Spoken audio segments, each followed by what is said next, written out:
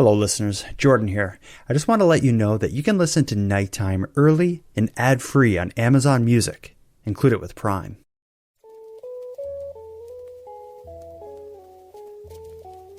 You are listening to Keep Canada Weird, a weekly weird news roundup by the Nighttime Podcast. Handsome Air and Airport. We are here for our 160th celebration of Keeping Canada Weird. How are you doing over there? I'm doing good. I'm in a remote location. I can't really say where I am, but I guess I could. You know the way Dick Cheney was always in a different location kind of during 9/11? Yeah. Yeah, it's a similar situation with you and I right now. Okay. It's nothing to do with the election. It's just... Nothing to do with the election. It's just, it's complicated times. So I think it's better for you to be in a different location than me. Okay. So I am in a secret bunker that does have a nautical theme. There is a nautical painting behind me here. Okay. Well, whatever the secret location is, it's much nicer than your normal location. I'm used to you slumming it in your spare room.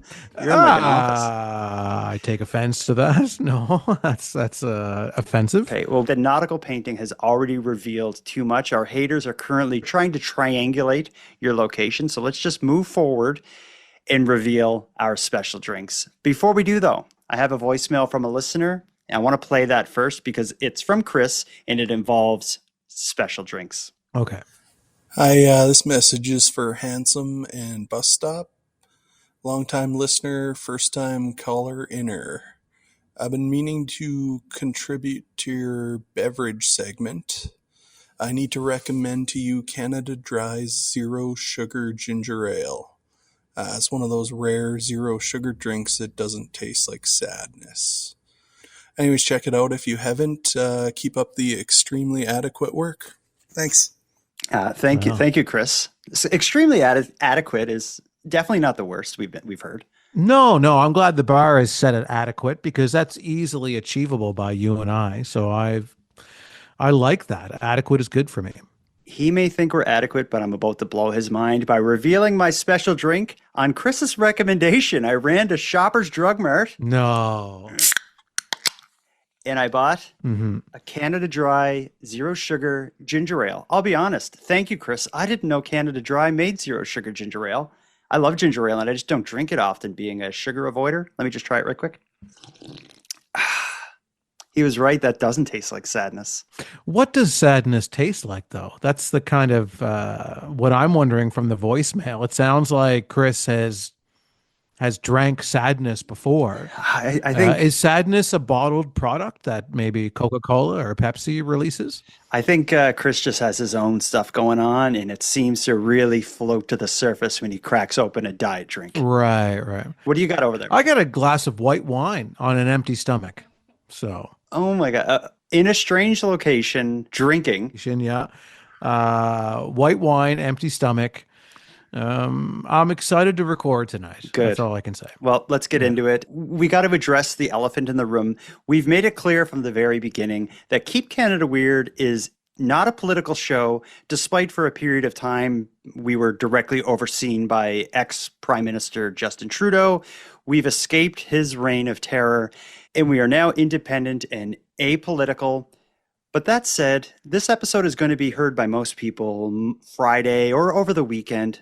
Monday is when Canada votes. Should we get political tonight? Should Keep Canada Weird jump the shark and recommend an official candidate to support? I'm not going to recommend anybody for anyone to support. I'm simply going to walk the middle ground in the center where I like to thrive.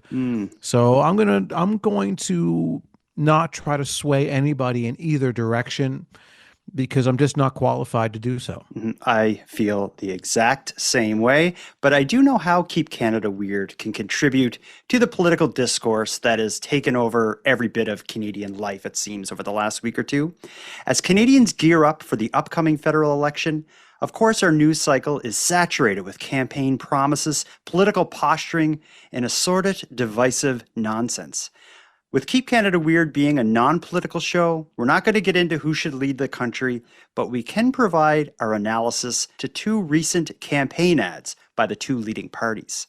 Our analysis, hopefully, will help answer the question that is plaguing the minds of Canadians from coast to coast to coast. Which party created the worst political ad? I chose what I believe to be the worst Liberal campaign ad and the worst Conservative campaign ad. And I figured what we could do here is just play them, decide which is worse, and let Canada decide who they want to lead the country. Yeah, well, I'm happy to pick the worst from the worst. Okay. It's what my entire life has been based off of. Do you have any thoughts on political ads in general? I'll tell you, they drive me nuts because they're usually just like talking about the flavor of the moment while criticizing the competition. I find it awful and nonsensical. I tell you, I've never seen a good political ad, and I would challenge anybody to find me a good political ad that actually riles me up and gets me to want to go and vote. Really, I will say that for this segment, I did try to find an NDP ad so we could have the three biggest parties. But when I was going through the NDP ads, I won't say any of them were good, but I just couldn't find one that was like uniquely awful the way I could with the Liberals and the Conservatives. Right. Let's get into it here. We don't want to give benefit to one party or the other. So should we flip a coin to decide who we start with, the Liberals or Conservatives? Well, let's start with the Liberals. I'm just throwing it out there. Okay. Why flip a coin when you're drinking, when I can just shoot from the hip? Yeah, absolutely. Okay. So let's play a recent Liberal campaign ad. People who watch the news a lot in Canada will likely have seen this one. It stars ex-SNL cast member and famous comedian Mike Myers. Also, he played Austin Powers. He was Wayne from Wayne's World. He also moved to the United States many years ago, but he came back to support the Liberal leader for this campaign ad that sees Mike Myers and Liberal leader Mark Carney standing at a hockey rink watching a hockey game together. Here it comes. Mr. Prime Minister, Mike Myers, what are you doing here? I just thought I'd come up and check on things. You live in the States, Yeah, but I'll always be Canadian. but you live in the States. Yeah, so? Do you remember Mr. Dressup? The children's show on CBC? What were the names of Mr. Dressup's two puppet friends? Casey and Finnegan? Bud the Spud? Howie, Meeker? capital of Saskatchewan. Regina? Tragically, Hip? you're a defenseman defending a 2-on-1. What do you do? Take away the pass, obviously. What are the two seasons in Toronto? Winter and construction? Wow, you really are Canadian. Yeah. But let me ask you, Mr. Prime Minister, will there always be a Canada? There will always be a Canada. All right, elbows up. Elbows up. I don't know if I can put my finger on what made that cringy, but I did get that feeling of secondhand embarrassment. Like I wouldn't want to watch that around other people because I would feel embarrassed. Yeah, it came so quickly on the heels of Mike Myers in his SNL appearance, and when he was doing the elbows up kind of gesture to the audience, and the Carney party certainly wanted to take advantage of that immediately and then film this ad with Mike Myers. So it's not like this would have happened if the elbows up thing didn't happen on SNL. So Yeah. Or if the Trump thing didn't happen, because it's a very like the ad is very much like we're Canadians and here are some uniquely Canadian thing. And Mark Carney gets it. He is a Canadian. He knows all about the Tragically Hip and that Regina is the capital. I even found the references kind of silly, with the exception of like what are the seasons in Toronto, winter and construction. I kind of like that. yeah, that was kind of a good joke, but having Mike Myers do it, who's someone who doesn't live in Canada right now, is a little suspect to me. I get it that he did the SNL thing and he did the elbows up thing, and everybody kind of got charged by that and everyone kind of got behind it. But at the same time, the dude doesn't live here anymore. So what are we really getting behind here with someone who's saying elbows up, but yeah, I live in the United States. So Yeah, that's a good point. And it was put together so quick. Like Mike Myers must have walked off the stage at Saturday night after Saturday Night Live. The Liberal Party saw the way people were reacting, and they immediately called him like, "Please come over here." And also, does it not strike you a little bit like something like a Tim Hortons commercial where it's like they're wearing Canadian hockey jerseys, they're at a hockey rink. It's so over the top Canadian that it's almost like they're trying to like overcompensate for something. it's a bit insulting, to be honest. I find it a bit kind of a low ball to Canadians, like the same way a Tim Hortons ad is, where they show clips of people playing hockey, and then, the hockey mom and the hockey dad come in with their trays of donuts and their little thermoses of Tim Hortons coffee. And they're just like, look at how Canadian Tim Hortons is, and look at how Canadian we are. And Canadians only have 5 things that we all identify with, and it's hockey and Tim Hortons coffee, and it's construction, and it's winter, and it's just we're only identifiable by a handful of things when there's a mosaic of personalities in this country, and the stereotypes are just hit harder by ads like this. And it's like there's a lot more going on in this country than just that, and it's frustrating. Okay, well, here comes the next one. Let's see how you react to this. This is an altogether different ad. This is a Conservative Party ad who are running against the Liberals. According to the main polls, they're slightly behind the Liberals for their chances of winning. It seems like recently the Conservative ads have removed the Conservative leader Pierre Poilievre. The ads lately, the latest run of ads, do not feature him. Instead, feature either ex-politicians or, in this case, 2 actors who are old men on a golf course who are just kind of complaining in general about the economy. Here's the Conservatives' golfing ad, as I call it. And this one is going to make you cringe, I promise. Here it comes. How's your son, David? Well, it's been a tough few years for him. He just can't seem to get ahead. Yeah, we had to pay for Sarah's down payment last year. Things are tough for her, too. You know what Mark Carney says. Come on, do you really think that a 4th Liberal term is going to change anything? I've been thinking the same thing. Are we really going to give these clowns a 4th term? I'm voting Conservative. There you go. Yeah, for a change. Oh, man.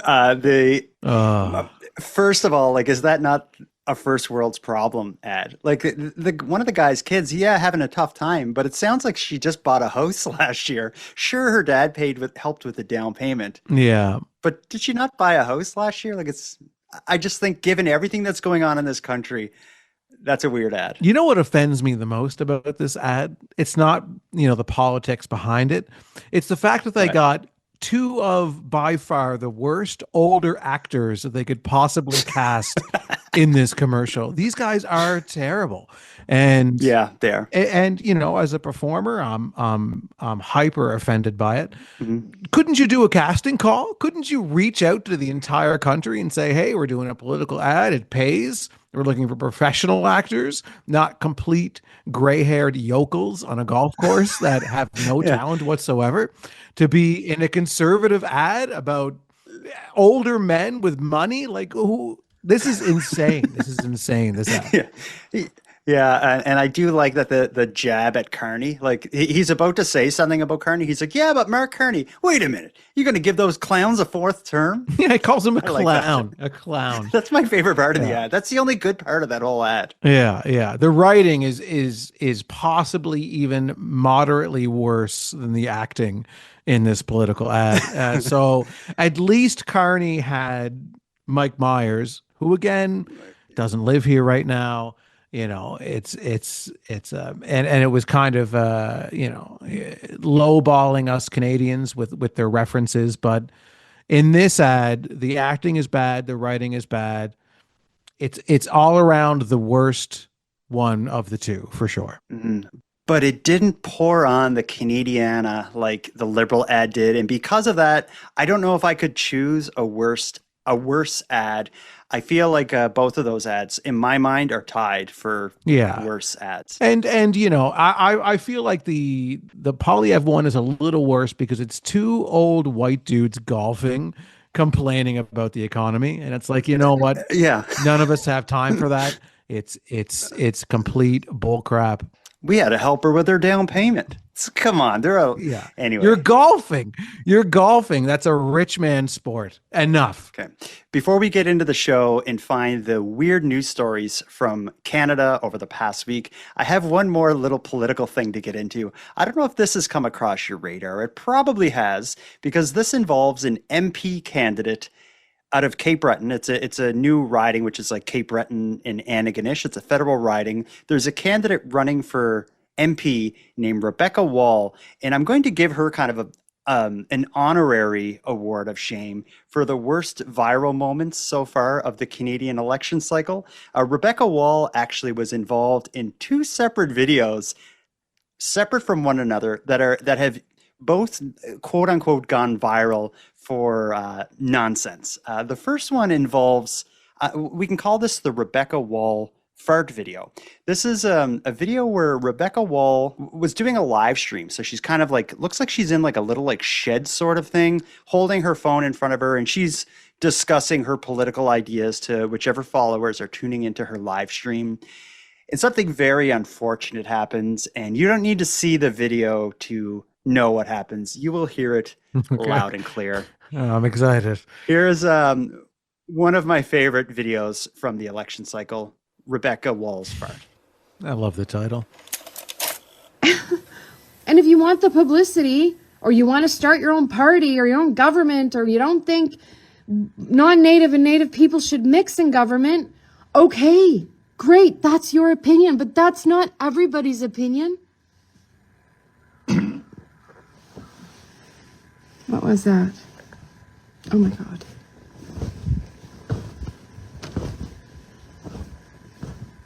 I may have had a piece of cheese a few minutes ago. Anyway, we will just skip by that.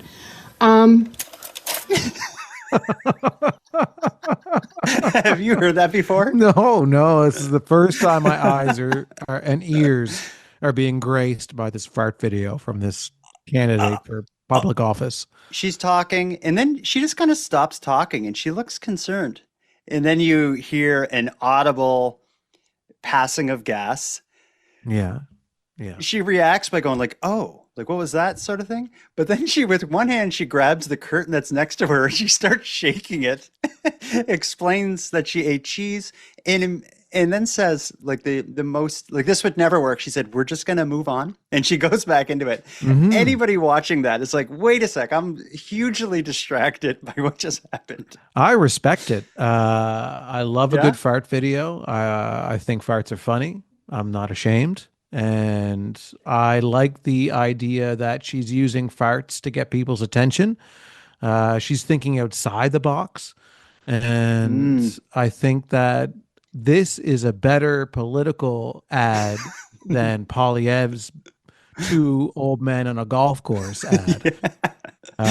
Because, you know, farts are, they catch my attention. They at least don't divide a nation. No, everyone farts. That's what's so beautiful about it, is that everybody relates to that. Everybody eats cheese and everybody farts. We know what she's dealing with here, and good on her for not editing it or something. She's just leaving it out there for the world to see. No, that's what's so, yeah. She's like, I'm a human being. I rip ones here and there at the mall, in my car, you know, at family reunions, whatever. You know how we decided which was the worst political ad, the Liberals or the Conservatives?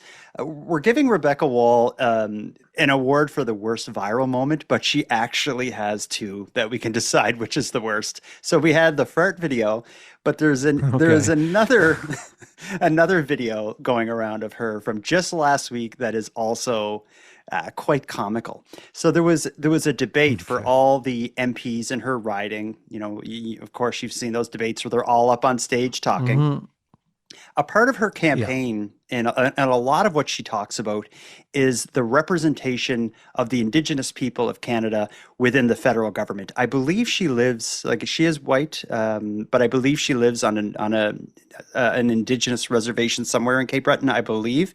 But all that to say is she's on stage answering the questions at the debate, and she makes a point to explain that there's not enough federal MPs of Indigenous background. She makes that a strong point, not realizing that one of the people she's running against is one of the Indigenous MPs, and they call her out on it. Okay. Listen to this. We'll call this Rebecca's Indigenous flub. Anything you want to mention, Jaime, or anyone else want in? And Mr. Batiste, with all due respect, there's only 11 Indigenous people in Parliament right now. That is not enough influence. And you're trying to take a seat away from the one of them. Anyone else want in on Canada's relationship with Indigenous people? Is one worse than the other? I think what ended up happening there was kind of a bit of a conflict between her talking points and the fact that she's running against one of the 11 Indigenous MPs. Yeah. You know, I think she should stick to farting. I think that's her strong suit. That's her wheelhouse. She's good at farting, you know, and she can do it on command, which is interesting.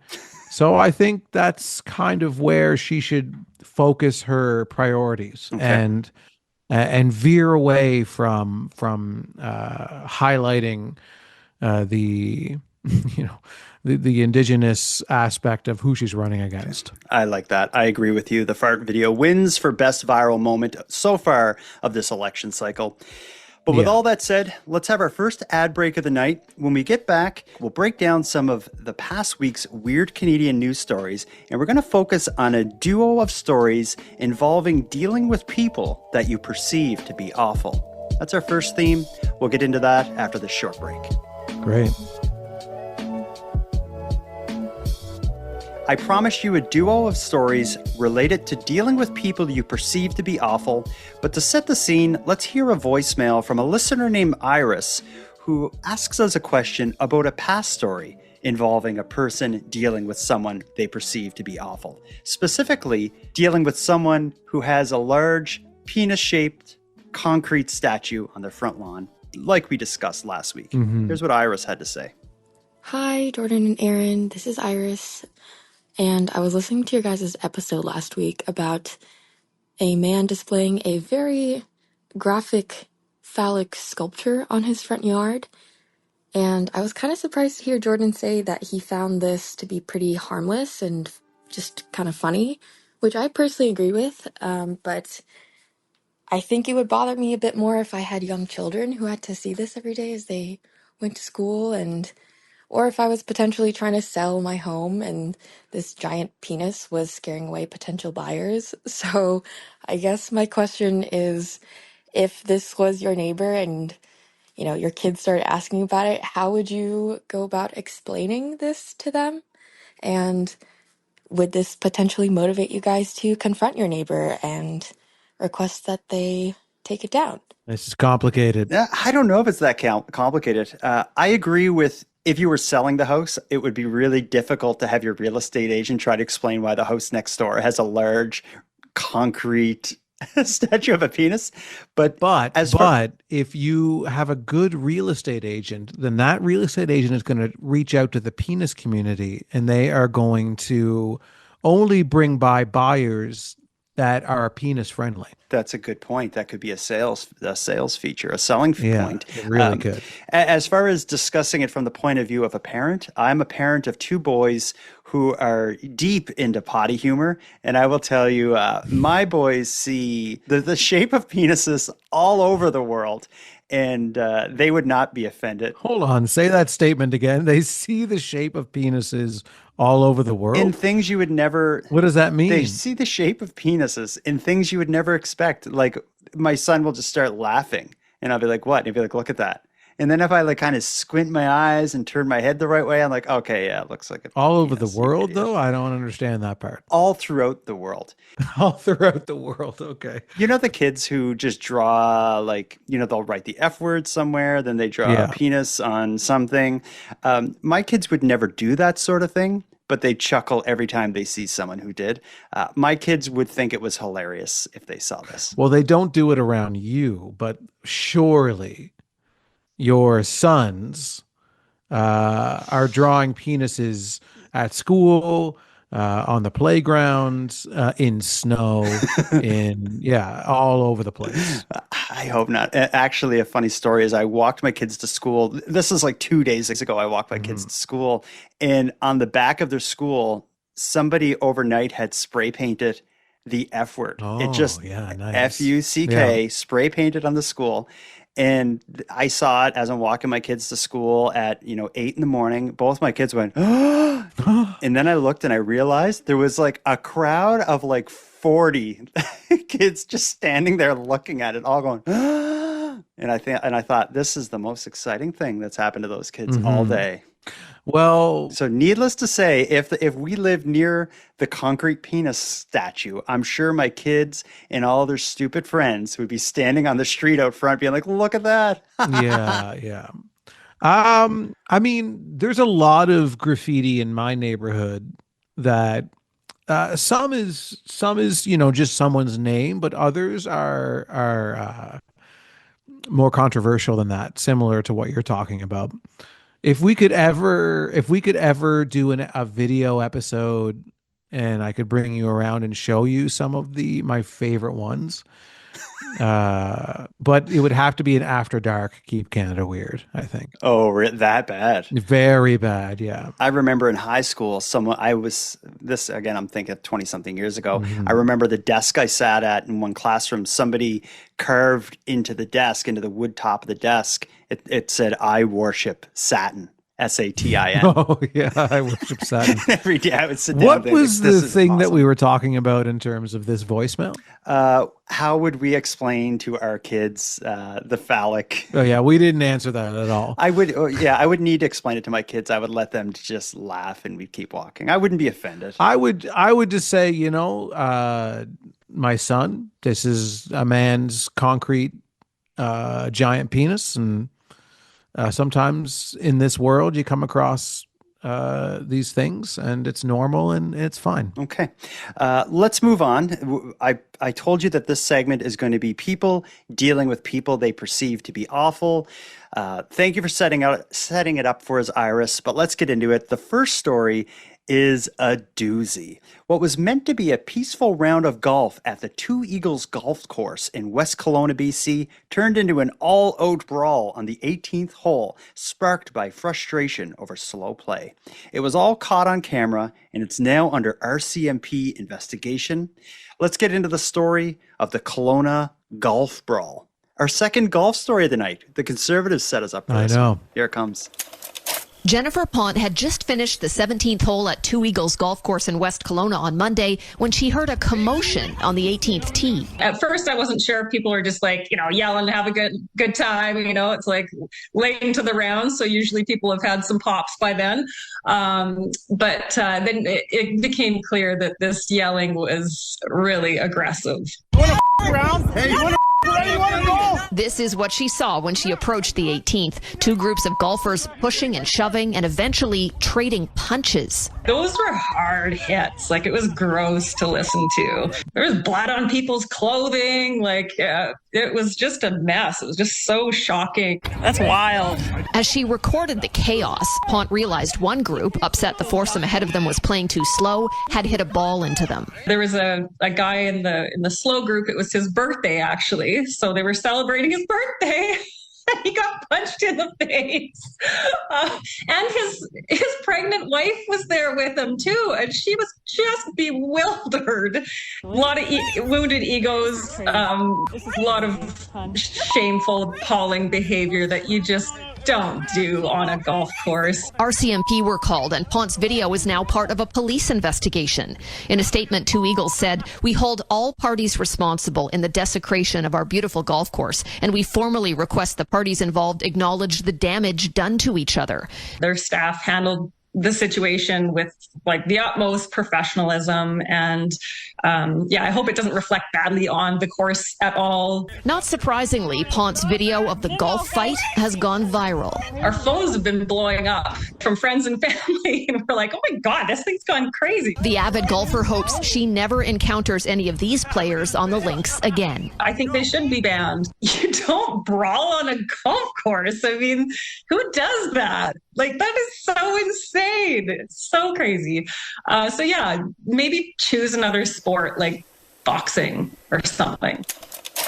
From now on, I hope every crazy event we cover is witnessed by her. Her delivery was amazing. I know. She was great. I'm really conflicted in what I want to say about this video, but I'll let you start, please. I'm just going to say, like, it's just a bunch of idiots on a golf course. One of them got a broken jaw as a result of this. So if you're like, a 50-something-year-old man out for a quiet day golfing, and you end up getting in a fight and breaking your jaw, and you get your shirt ripped off, and you're on the news getting punched and punching back. That guy really got humiliated in this video because the guy in the blue shirt beats the crap out of him. Every time the guy in the white shirt, who ended up losing his shirt, but like kept trying to come at him, the big guy in the blue shirt just kept like cracking him in the face and just dropping him over and over. Dropping him, like, it was terrible.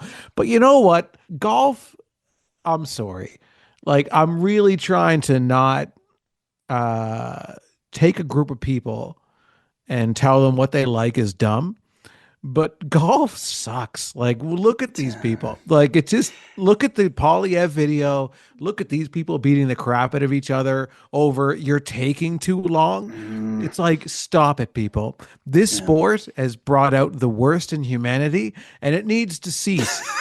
Something needs to stop here. This sport needs to be put in the grave. It needs to go. And I'm sorry to say that. I'm sure there's a lot of golfers who listen to this podcast. And I'm sorry. A ton of golfers are. I think 60 to 70% of our audience are golfers. And I'm sorry to completely abandon them, but I have. I have no respect for the sport. I have no time for it. Is it a sport or is it a game, though? It's not a sport. It's nonsense. There, I said it. Okay. Well, I don't know how strongly I feel about golf. I think I've only played it a couple times. I'm into mini putt. Like, if that's golf, I find mini putt. Mini putt is a gentleman's sport. I agree. Mini putt is 100% a gentleman's sport. It takes precision. It takes being calm. It takes patience. And you get to eat ice cream because usually it's connected to a place that serves ice cream. Yeah. All right. I agree with that. Great. So settled that one. Let's move on to our second and final story involving dealing with people you perceive to be awful. This one, we kind of have to take a roundabout route to it. And in fact, I wasn't sure if this story should have been featured on Keep Canada Weird or on my Encounters with Creeps series, because it's kind of inviting both weird and creepy. It involves the TTC, which is the Toronto Transit Commission, which oversees Toronto's public transit, like buses, streetcars, and subways. The Toronto Transit Commission just recently finished a massive ad campaign called Between Stations that encouraged romantic and platonic connections to be made between riders of their service. As you can imagine, it didn't sit well with a lot of the people who ride the TTC. Here comes the story of the TTC's worst ad campaign. We're on a roll with bad ads as well. You remember last week, the Rona insulted the donkey? I do remember. The half-assed donkey. Yeah, I remember that. Okay, here comes the TTC's ad flub. A new TTC campaign is stirring up conversation and some controversy online tonight. It's called Between Stations, a video and poster series that highlights human connection on Toronto's transit system. But not everyone is on board with the messaging. The videos encourage riders to spark conversations and make new friends. I think I want to go a little bit out of my comfort zone. And maybe even meet someone special. How long have you been single for? Like a year, I guess? Yeah. The posters splash across stations and streetcars hint at everything from simple kindness to subway romance. But not everyone's feeling the love. For many women, public transit is not a neutral space. It's a place where we are constantly calculating our safety. The Toronto influencer Chloe Bow called out the campaign on TikTok in a now viral video saying it sends the wrong message. It might be encouraging behavior that's unwanted and unnecessary. Many online agreed, sharing stories of being harassed and followed on their daily commute. As women, we don't want to be approached by strangers. We're looking for safe and accessible transportation. The TTC says the Between Stations campaign was developed as part of a corporate initiative to increase ridership and meant to highlight moments of kindness. Officials say it was inspired by real-life stories of people who have met and made connections on the transit system. But for Bo, she says public transit should be about getting around the city without being made to feel uncomfortable. I do think there needs to be more kindness and compassion for people in the city, especially when we're facing a housing crisis, and there's many people who are unhoused and who are using the TTC to get around or spend their day. But I think the general consensus is just to let people ride in peace. Just one comment for all the people on the TTC that are facing homelessness. I wonder if they could get their parents to pay their down payments. Oh, yeah. Well, talk to Polyev because he knows two very wealthy golfers that will happily help you out when you are in a financial bind. What do you think of this? Clearly, I don't even know if I need to ask, but this is a bad idea that wasn't well thought out. If they're going to... I would think most people don't want this. No one wants this. If you're going to have an ad at the TTC for anything, it should be a person sitting alone in a chair with earbuds in. That's what the ad should be. Don't talk to me. I don't want to know you. I don't want to know anybody in here. I just want to get to work and I just want to live my life. What are they thinking, that you want people to approach other people in the subway? The subway is not a place to socialize. It's a place to get from to and fro. That is it. That is it. To even suggest that you are encouraging the forming of relationships, be it romantic or platonic, the TTC has a lot of problems on there, social problems, problems with safety, with random murders that happen way more often than you would think, with people pushing people on the tracks and stuff on the TTC. To encourage this, come on. Like, I don't know what they were thinking. That is so tone deaf. No, it's completely tone deaf. It's unfortunate. Have they gotten rid of it? Is it gone? It's gone, yeah. But they still have actually on the TTC's YouTube channel, they have a series of videos that, you want to talk about cringy videos. It's a series of videos about people who met on the TTC, and it's kind of like celebrating their unique story of... No, nobody's met on the TTC. It has never happened. I would think if there is stories out there of people falling in love on the TTC, for every one of those success stories, there's probably 5,000 to 10,000 stories of leering and... He was breathing down my neck, and then a rat ran by, and the worst stories in the world. And then some guy puked. Terrible things. Yeah. Yeah. Nobody has ever fallen in love on the TTC. No, certainly not. For people who are listening and they can't see, I'm actually giving the TTC's advertising people the middle finger right now. That's the ring finger. I know, but I don't want to do the real finger. How come? Are you scared? All right, F it. Oh my God, you did this. I baited you into doing it. Let's go to a golf course right now and give me the middle finger and see what happens. See what happens to me. Instead of that, let's take our second and final ad break. When we get back, we're going to catch up with a past guest who owns an abandoned jail in Dorchester, New Brunswick, and hear a couple voicemails, and then we can put a bow on it. But we got a lot more to the show before we do that. So let's take our final break now.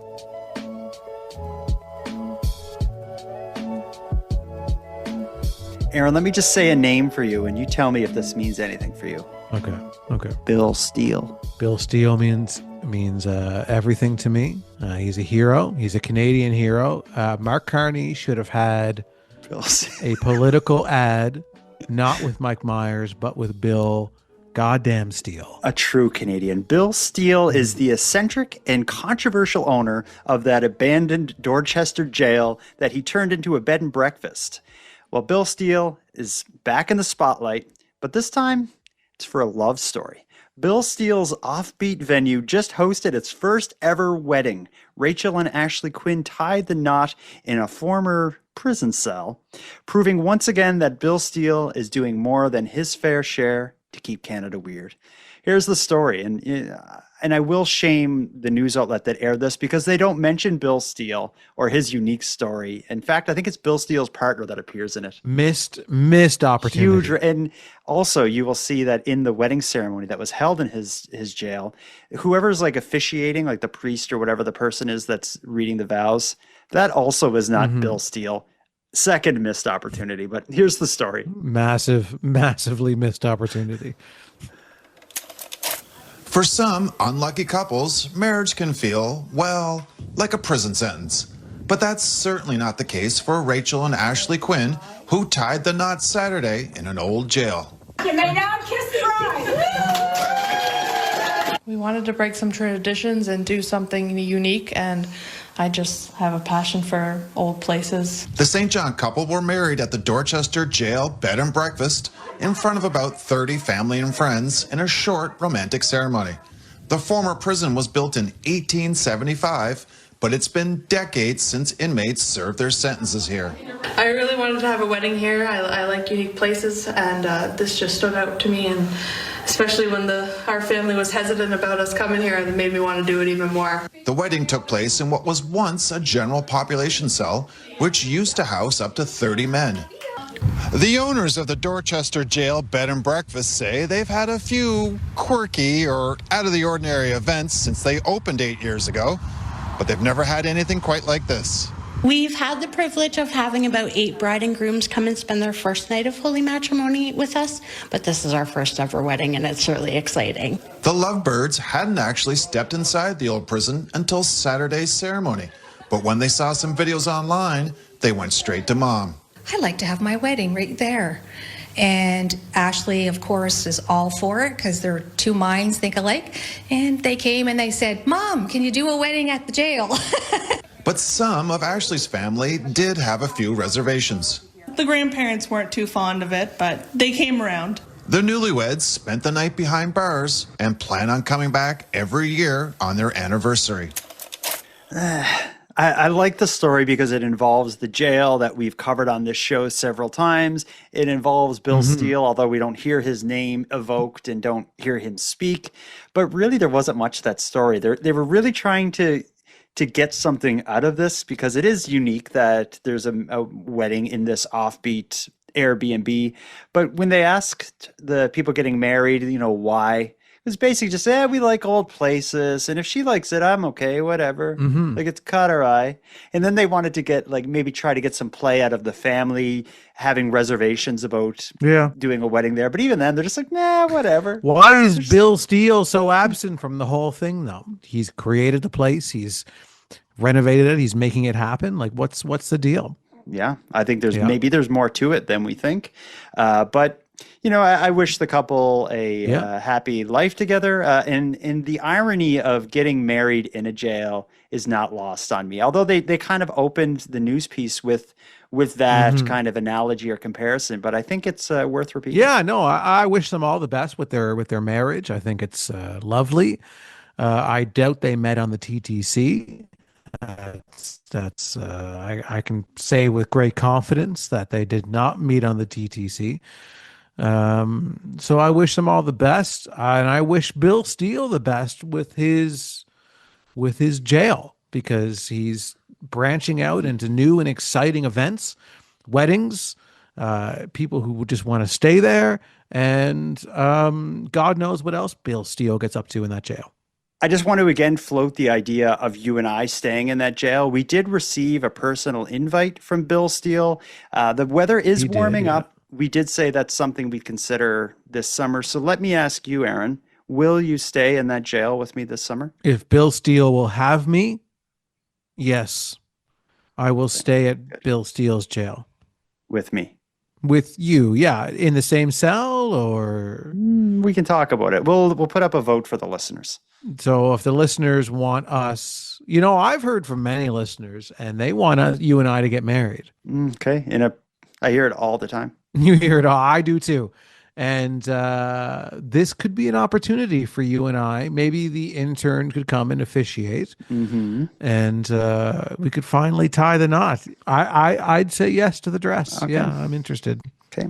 Well, with all that said, let's start wrapping up the show, but let's go out on a high note. We don't have a Keep Canada romantic participant tonight, so we're going to put that on the back burner for now, but we are going to again feature another lovely story involving seniors eating ice cream. We have Hannah, who has the inside scoop on seniors eating ice cream. The inside That, scoop. I didn't intend, that just came right out. Oh, that's very, very well played, my friend. Here it comes. Yeah. Hey guys, my name is Hannah. I'm from BC, but I currently live in Moose Jaw, Saskatchewan. I was just listening to your most recent mailbag episode, and you got to the part about senior citizens eating ice cream again. When I was younger, I actually used to work in an ice cream shop.